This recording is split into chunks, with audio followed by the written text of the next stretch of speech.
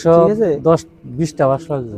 120টা বাসের বিনিময়ে আপনার 50,000 টাকার বিনিময়ে এবং মানুষের শ্রমের সাহায্যে দেখা গেছে এত বড় একটি ব্রিজ নির্মাণ হয়ে গেছে। যাতায়াতে কিন্তু কোনো অসুবিধা নেই, তাই না?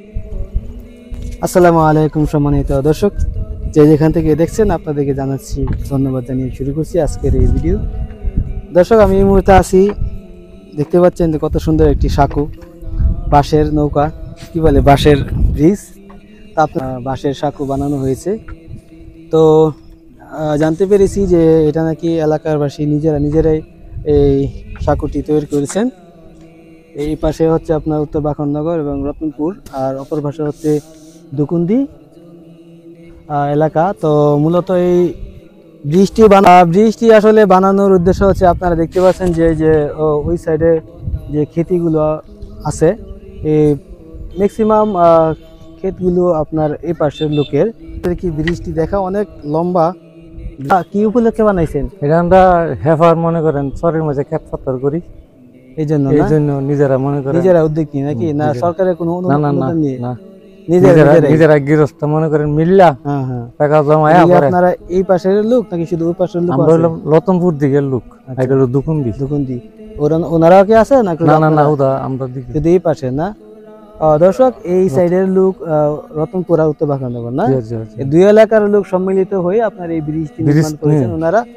যেহেতু ওনাদের ক্ষেত কিন্তু ওইদিকে ওই পাশে দেখতে পাচ্ছেন কুফরশীল ক্ষেত, তো যাতায়াতের সুবিধার জন্য, যেহেতু এটা হচ্ছে একটি নদী, আরিয়াল খান নদী, তো নদীর উপর দিয়ে মূলত এই ব্রিজটি নির্মাণ করা হয়েছে। আর দেখতে পাচ্ছেন চাচা বসি দিয়ে মাছ ধরতেছে। তো এটা নির্মাণ করতে কত টাকার মতো ব্যয় হয়েছে? মনে করেন 50,000 টাকা। 50,000 টাকা। তারপরে নিজেরা খাড়ুন লাগছে, নিজেরা শ্রম দেওয়া হয়েছে, এবং 50,000-এর ভিতরে দেখুন ইচ্ছা করলে কিন্তু সবই সম্ভব। এটা কিন্তু অনেক লম্বা একটি সেতু, 120টা বাস লাগবে। 120টা বাসের বিনিময়ে আপনার 50,000 টাকার বিনিময়ে এবং মানুষের শ্রমের সাহায্যে দেখা গেছে এত বড় একটি ব্রিজ নির্মাণ হয়ে গেছে। যাতায়াতে কিন্তু কোনো অসুবিধা নেই, তাই না? যে জরুরি যে কাজগুলো হয় এগুলো কিন্তু সম্ভব। তো এটাই সরকারের দিকে তাকিয়ে না থেকে নিজেরা উদ্যোগ করে তাহলে অনেক কিছুই সম্ভব চেষ্টা করলে। যে ওনারা রাস্তা বৃষ্টি পারাপার করেন, এই যে আরিয়াল খান নদী, এটা বর্তমানে পানি শূন্য বলতে কিছুটা অল্প পানি আছে। তো এটা যখন বর্ষাকাল হয় তো ওই দিক থেকে যেমন দেখা যায়, বুঝে যে আপনাদেরকে দেখানো হচ্ছে, এই হচ্ছে পার, আর এদিক দিয়ে এই হচ্ছে পার, এই হচ্ছে আপনার মানুষের ক্ষেত খামারি এদিকে।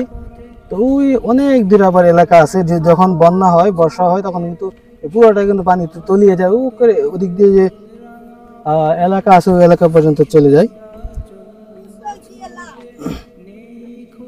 তো দর্শক, আমি আপনাদের দেখানোর চেষ্টা করছি, এই যে বাচ্চারা খেলা করতেছে। যাও যাও যাও যাও, এটা কি মাছ ধরার জন্য? দর্শক শ্রোতা, আপনারা দেখতে পাচ্ছেন যে ওনারা এখানে বসে দিয়ে মাছ বাইতেছে। এই যে অনেকগুলো, কি মাছ এগুলা? পুঁটি মাছ।